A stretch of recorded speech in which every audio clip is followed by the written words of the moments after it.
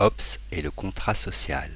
Le contrat social, l'acte contractuel générateur du grand Léviathan. Dans Léviathan, Hobbes considère le genre de vie qui prévaudrait s'il n'existait pas de pouvoir visible pour tenir les hommes en respect. Dans un tel état, chaque individu, possédant par nature les mêmes forces, les mêmes besoins et le même droit de se défendre par tous les moyens dont il dispose, cherche à atteindre ses fins, à savoir la conservation et l'accroissement de ses forces, mais aussi l'agrément.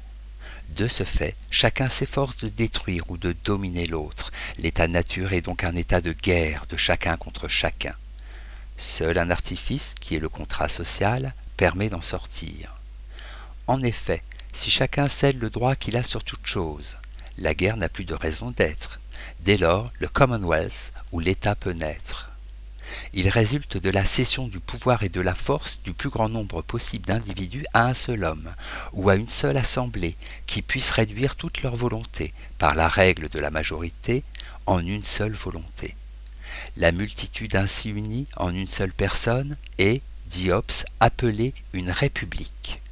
Telle est la génération de ce grand Léviathan, ou plutôt, pour en parler avec plus de révérence, de ce Dieu mortel auquel nous devons, sous le Dieu immortel, notre paix et notre protection.